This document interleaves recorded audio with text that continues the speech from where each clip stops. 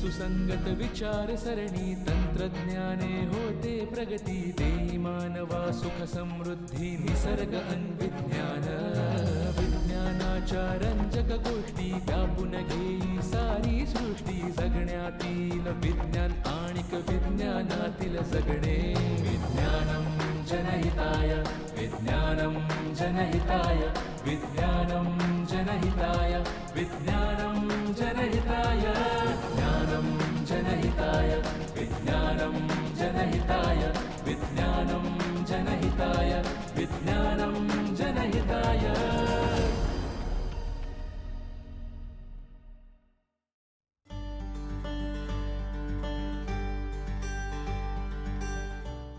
नमस्कार. विज्ञानम जनहिताय या कार्यक्रमात आपले स्वागत आहे. आज आपण टाटा मूलभूत संशोधन संस्थेच्या लो टेम्परेचर फॅसिलिटी या विभागामध्ये आलो आहोत. आपल्या सगळ्यांना पाणी हे द्रव स्वरूपात, बर्फ म्हणून घन स्वरूपात आणि वाफ म्हणून वायू स्वरूपात पाहण्याची सवय आहे आणि त्यात आपल्याला फारसं काही नवीन वाटत नाही. परंतु वातावरणामध्ये असलेले जे काही हवेचे वेगवेगळे घटक आहेत, तर त्या घटकांपैकी एक घटक आपल्याला त्याचं रूपांतर द्रवामध्ये झाल्यास काय होऊ शकतं या संदर्भातली माहिती मिळवण्याकरता आज आपण या ठिकाणी आलो आहोत. लो टेम्परेचर फॅसिलिटी या विभागामध्ये आता आपण जाणार आहोत.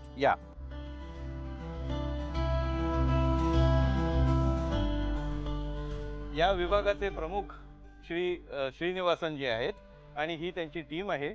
मयुरेश आता आपल्याला पुढच्या याच्यासाठी मदत करणार आहे. सो मयुरेश, यानंतरचं काम तुझ्याकडे.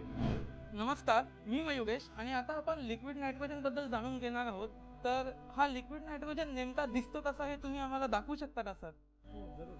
चला सर, या. ओके, तर हा आहे लिक्विड नायट्रोजन.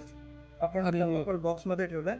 वा, हा लिक्विड नायट्रोजन आहे. आपण एका काचेच्या ग्लासमध्ये घालून बघू म्हणजे तुम्हाला क्लिअरली दिसेल कसा दिसतो तो.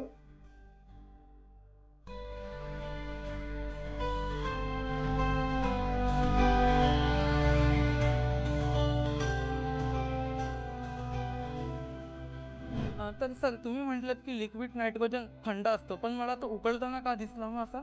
बरोबर, 196 डिग्री 0 डिग्रीच्या खालती आहे, एवढं कमी टेम्परेचर आहे आणि बाहेरचं तापमान आहे ते 25 डिग्री 30 डिग्री आहे. तर ते सतत त्याला उकळवत राहतं आणि आपला जो भरलेला जो कंटेनर होता तोही गरम होता, तोही रूम टेम्परेचरचा होता. अच्छा, त्याला थंड व्हायला काही वेळ लागतो. तोपर्यंत लिक्विड नायट्रोजन उकळत राहतं. स्लोली मग ते स्टेबल व्हायला लागतं, त्यावेळी आपल्याला क्लिअर लिक्विड दिसायला लागतं. तर या लिक्विड नायट्रोजन आता नेमकं कसं बनतं, म्हणजे या नायट्रोजनचं रूपांतर वायूतून द्रव्यामध्ये कसं होतं हे जाणून घेण्यासाठी आपण श्रीनिवासन सरांकडे जाऊयात. चला सर, मग हम बता देते हैं कैसा लिक्विड नाइट्रोजन वायु मतलब एयर से बनता है, वो देख लेते हैं. चलिए सर. हाँ, एटमॉस्फेरिक एयर में 78% नाइट्रोजन है और 21% 21% ऑक्सीजन है और उसके अलावा आर्गन और कार्बन डाइऑक्साइड कुछ और गैस भी होते हैं.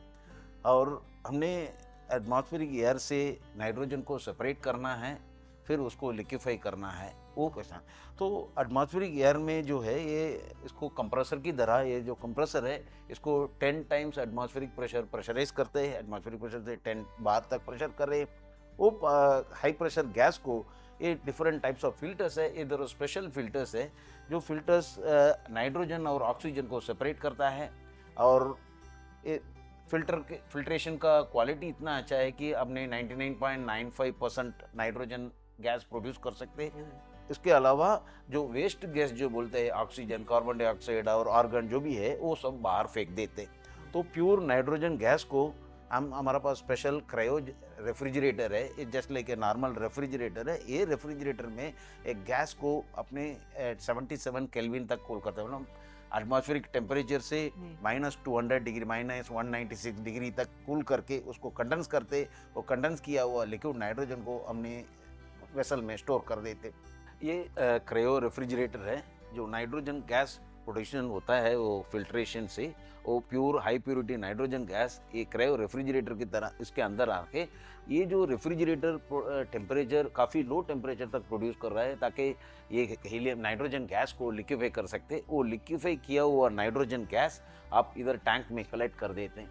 सो ये प्रोसेस जो है स्टर्लिंग क्रायोजेनिक साइकिल के ऊपर काम करता है और काफ़ी सारे साइकिल होता है। ये जो प्लांट है स्टर्लिंग साइकिल के प्रिंसिपल से काम करता है, वो लिक्विफाई होके जो नाइट्रोजन है इधर कलेक्ट करते हैं। सो ये जो आप देख रहे हैं ये लिक्विड ऑक्सीजन सेपरेशन प्लांट है। मैंने पहले कहा था कि जो वेस्ट गैस जो प्लांट से है ऑक्सीजन और उसको हम बाहर फेंकते थे, ये जो प्रोजेक्ट है ये वर्ल्ड में फर्स्ट टाइम हमने ट्राई किया है कि वेस्ट ऑक्सीजन गैस को कलेक्ट करके उसमें से हमने मेडिकल ग्रेड हाई प्योरिटी लिक्विड ऑक्सीजन सेपरेट करने का ये प्रोजेक्ट है, उसका सेटअप है। ये जो प्रोजेक्ट है is like a funded project from SVRB and this setup prototype setup है। ये जो सेटअप है ये ऐसी क्रायोजेनिक प्लांट कहीं भी है उसमें भी लगा के हमने ऑक्सीजन प्रोड्यूस कर सकते हैं।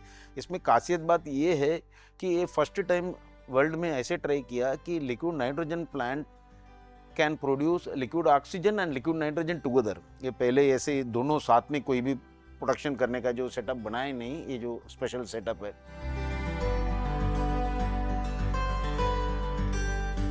नमस्कार, लो टेम्परेचर फॅसिलिटीमध्ये आपण आलो आहोत। इथे आम्ही 1962 पासून हिलियमचं लिक्विड हिलियमचं प्रोडक्शन करत आहोत। हा आहे लिक्विड हिलियम प्लांट। मला सांगायला आवडेल की हिलियमचा शोधही भारतामध्ये, तोही कोकणामध्ये विजयदुर्ग किल्ल्यावरती पहिला लागला होता आणि त्या हिलियमचं आपण लिक्विफॅक्शन इथे 1962 पासून करत आहोत। त्यामध्ये हा आहे हिलियमचा कोल्ड बॉक्स, जिथे हिलियमचं लिक्विफॅक्शन होतं आणि तो नंतर मग या टँकमध्ये स्टोअर केला जातो।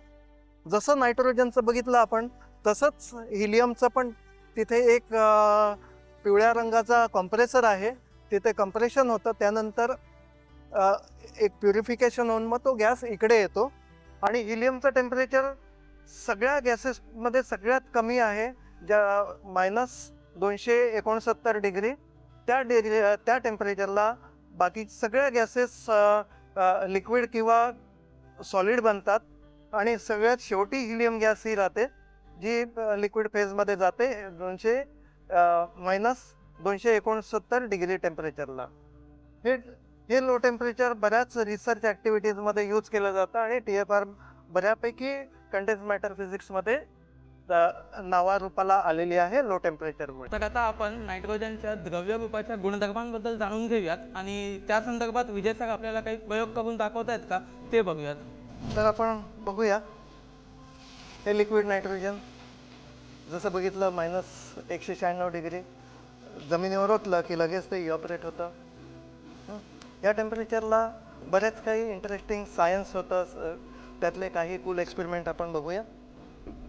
हवेचा फुगा आहे, एअर बलून आहे, ह्याला मी नायट्रोजनमध्ये डीप करतो। तुम्ही बघू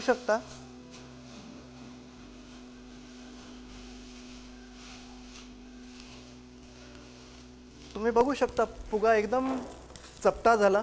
आतमध्ये जी हवा होती ती कुठे गेली तर तुम्हाला इथे दिसेल खालती काही लिक्विड दिसतंय, तर हवा द्रव रूपामध्ये आली आणि त्याच्यामुळे आपल्याला फुगा एकदम चपटा झालेला दिसला। परत जसं द्रव उकळतो आहे, द्रवाचं जसं वायू रूपामध्ये कन्वर्ट होतोय तसा फुगा आता मोठा व्हायला लागला। हे दिसत असेल तुम्हाला, खालती लिक्विड आहे आणि आता लिक्विड इव्हॅपोरेट होऊन फुगा फुगत चालला आहे।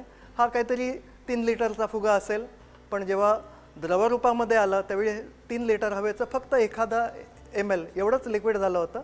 आता ते लिक्विड सगळं इव्हॅपोरेट झालं। आता तुम्हाला खालती काहीतरी दिसत असेल, पावडरसारखं काहीतरी दिसत असेल, ते पावडर बघा डायरेक्टली इव्हॅपोरेट होते, म्हणजे ती कुठचंही सॉलिड गॅसियस स्टेजमध्ये जाण्याआधी लिक्विड स्टेजमध्ये जातं, पण हे सॉलिड डायरेक्टली गॅसियस स्टेजमध्ये गेलं। ह्याला म्हणतात संप्लवन। हे संप्लवन होणारा पदार्थ होता तो होता कार्बन डायऑक्साईड। ओके, बलून पूर्ण फ्लॅट का झाला, फुगा पूर्ण फ्लॅट का झाला, कारण कुठचाही गॅस जेव्हा लिक्विड फेजमध्ये होतो त्यावेळेस त्याचं व्हॉल्यूम, त्याचं आकारमान खूप कमी होतं. हवा किंवा नायट्रोजनच्या बाबतीमध्ये ते प्रमाण असतं 700 पट. त्यामुळे 700 लिटर गॅस घेतली तर त्याचा फक्त 1 लिटर लिक्विड होतं, किंवा 1 लिटर लिक्विडला आपण असं इव्हॅपोरेट केलं तर त्याचा किती गॅस होऊ शकतो? 700 लिटर गॅस होऊ शकतो. एवढा प्रचंड प्रमाणामध्ये गॅस होत असतो.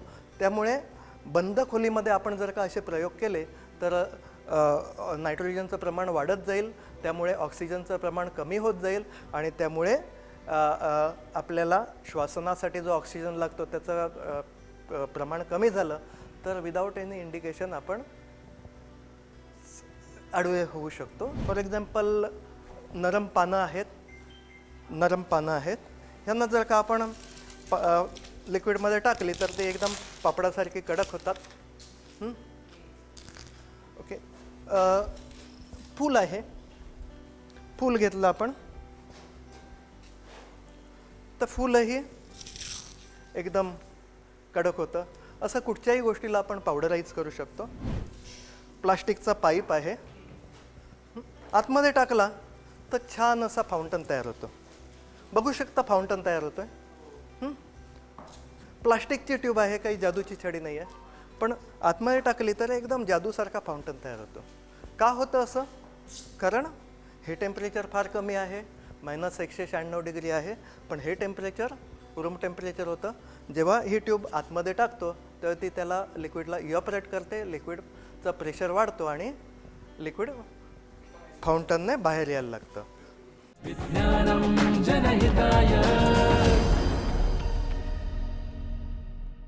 जसं मी बोललो की जेव्हा लिक्विड नायट्रोजन इव्हॅपोरेट होतो त्यावेळी त्याचा व्हॉल्यूम 700 पटीने वाढतो. पण जर का तो लिक्विड नायट्रोजन आपण बंद भांड्यामध्ये घेतला आणि त्याला इव्हॅपोरेट करू दिलं तर व्हॉल्यूम तर त्याच्या भांड्या एवढाच होईल. त्यानंतर मग व्हॉल्यूम वाढायचं थांबेल. मग काय वाढेल? प्रेशर वाढेल. बघू शकता लगेच प्रेशर वाढला. गॅसवरती न ठेवता कुकर शिटी वाजवायला लागला, जेवण तयार. ह्याच्यामध्ये एवढा जास्त प्रेशर वाढतो की याने आपण हायस्पीड टर्बाईन फिरू शकतो.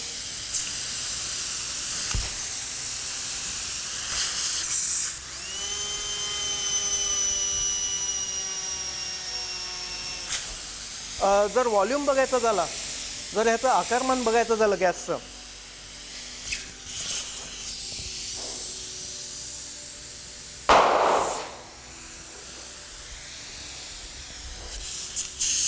थंड कुकर आहे, शिटी वाजते आहे.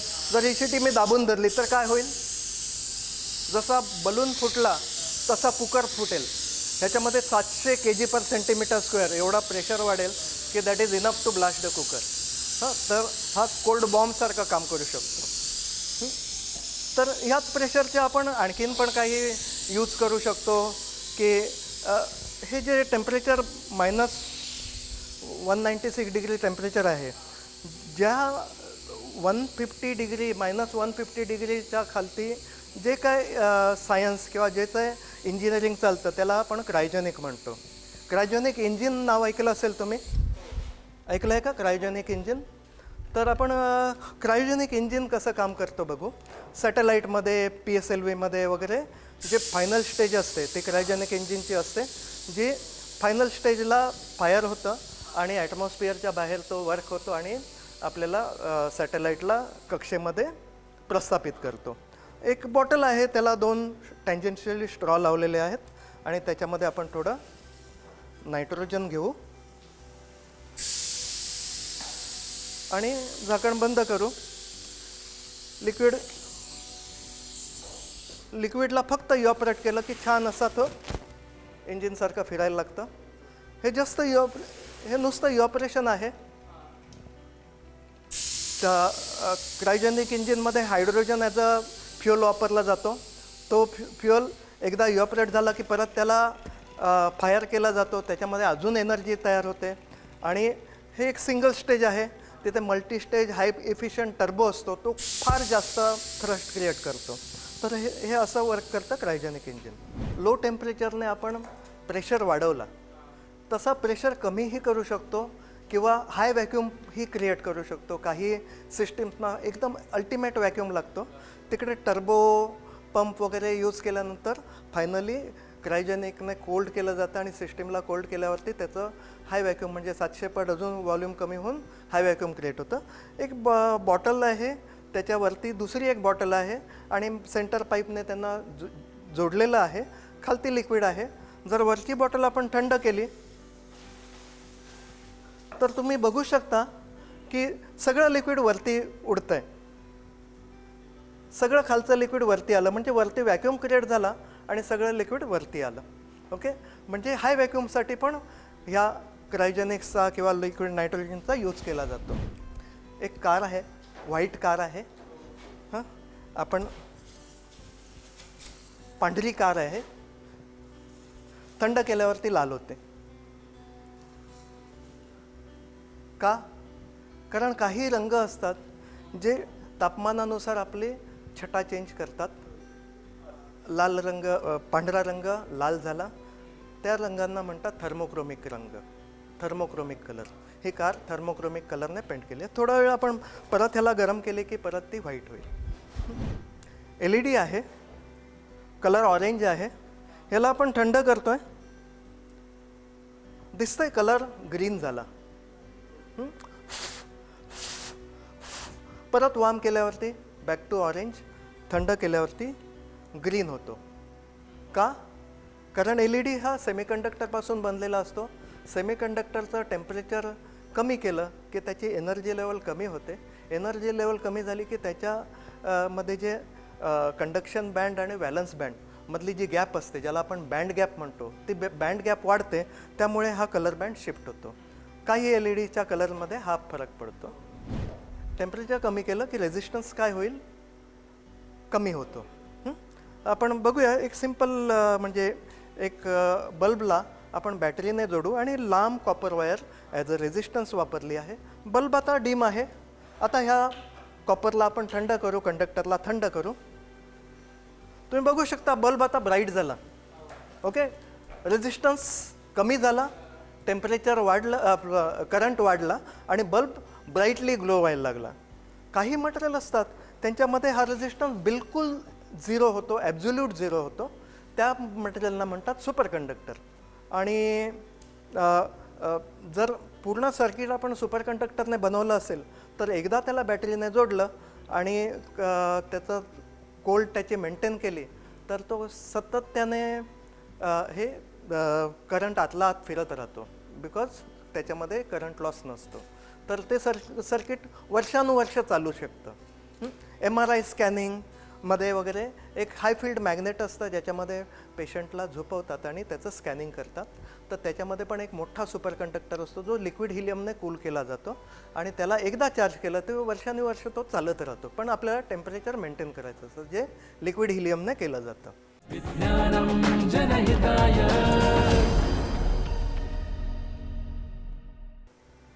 आपण जो बल्ब वापरतो रेग्युलरली त्याच्यामध्ये टंगस्टनचं फिलामेंट असतं आणि भोवती एक काचेचा गोळा असतो ज्याच्यामध्ये आपला आर्गॉन गॅस भरलेला असतो जो ऑक्सिडेशन होऊ देत नाही. पण जर का आपण बेअर बल्ब म्हणजे नुसतं फिलामेंट वायर जर का आपण नायट्रोजनमध्ये बुडवली आणि त्याला करंट दिला तर ऑक्सिडेशन न होता तो बल्ब चालू शकतो. आणखीन बल्ब तो जास्त ब्राईट पण होतो कारण कंडक्टिव्हिटी वाढते. तर हा बल्ब आपण नायट्रोजनमध्ये डीप करू. तर हा मी नायट्रोजनमध्ये टाकला आणि ऑन करतो आहे. किती ब्राईट झाला बघा. म्हणजे 40 वॅटचा बल्ब आहे पण किती ब्राईटली पेटतो आहे कारण त्याची कंडक्टिव्हिटी पण वाढली आहे आणि नायट्रोजनचा ॲटमॉस्फिअर आणि नायट्रोजनच्या गॅसमुळे त्याचं लाईट पण जास्त स्प्रेड होते. ओके, तर हे आपण कंडक्टिव्हिटी इम्प्रूव्ह होते हे बघू शकतो ह्याच्यामध्ये. तर ही जी सुपर कंडक्टिव्हिटी आपण म्हटलं ती सुपर कंडक्टिव्हिटी एक मॅग्नेटिक फील्डचा पण एक छान इफेक्ट देते. त्याला आपण मेझनर इफेक्ट म्हणतो. तर आपण त्याच्याबद्दल काही बघू. स्टर्लिन सायकल आहे. तर स्टर्लिन सायकलचं आपण सिम्पल एक्झाम्पल बघू. स्टर्लिन इंजिन हीट इंजिन हे सगळ्यात इफिशियंट हीट इंजिन आहे. तर नुसतं आपण गरम पाण्यावरती हे इंजिन ठेवलं की फिरायला लागतं आणि ह्याच्यामध्ये एक जसा इथे डिस्प्ले जर होता तसा इथे ब्लॅक डिस्प्ले जर आहे काळ्या कलरचा. आणखीन इथे जसा पिस्टन होता तसा हा इथे पिस्टन आहे. पहिली इथली गॅस जेव्हा हवा जेव्हा गरम होऊन याला टच होते, इथे जेव्हा हीट होते त्यावेळी हवेच्या प्रेशरमुळे पिस्टन वर जातो आणि व्हील फिरवू लागतं. व्हील फिरलं की हा काळ्या कलरचा जो डिस्प्ले जर आहे तो खालती येतो, खालच्या प्लेटला तो कवर करतो. आतमध्ये येणारी हीट बंद होते आणि टेम्परेचर कमी होतं आणि पिस्टनवरचा प्रेशर कमी झाल्यामुळे तो उलटा फिरतो. परत हा वर गेला की प्रेशर वाढतो, पिस्टन वर जातो आणि परत हे सायकल कंटिन्यू होतं. खालती आला की तो थंड होतो, पिस्टन खाली येतो. तर हे कंटिन्यू फिरत राहतं. हा आहे स्टर्लिन सायकल. ह्या स्टर्लिन सायकलचा रिव्हर्समध्ये आपण ह्या प्लांटमध्ये यूज केला आहे. हे सगळ्यात मोस्ट इफिशियंट हीट इंजिन असल्यामुळे आपल्याला प्लांट इफिशियंटली चालवते. आमचे सगळे LTFची टीम त्याबरोबर एक फायनल प्रयोग करू. आम्ही कुठचंही टूल अवेलेबल नसेल तरी देखील आम्ही एक काम करतो, काही जुगाड करतो आणि काम करतो. त्याच्यासाठी एक सिम्पल एक्सपेरिमेंट, आपण केळं आहे, हॅमर नाही मिळाली म्हणून आम्ही केळ्याने पण खिळा ठोकतो. तर हा खिळा हे लाकडावरती आपण सक्सेसफुली ठोकला गेला. थँक्यू. टाटा मूलभूत संशोधन संस्थेच्या लो टेम्परेचर फॅसिलिटी या विभागानं सादर केलेले प्रयोग आपण पाहिलेत. मला खात्री आहे तुम्हाला ते आवडले असतील. अशाच प्रकारचे प्रयोग घेऊन आम्ही पुढच्या भागांमध्ये येणार आहोत. तत्पूर्वी आजच्या या कार्यक्रमाची सांगता करण्यापूर्वी लो टेम्परेचर फॅसिलिटीचे सर्व सहकारी आणि डॉक्टर श्रीनिवासन यांचं दूरदर्शनतर्फे आणि विज्ञानम जनहिताय या कार्यक्रमाच्या वतीनं मी आभार मानतो. विज्ञानं जनहिताय विज्ञानं जनहिताय विज्ञानं जनहिताय विज्ञानं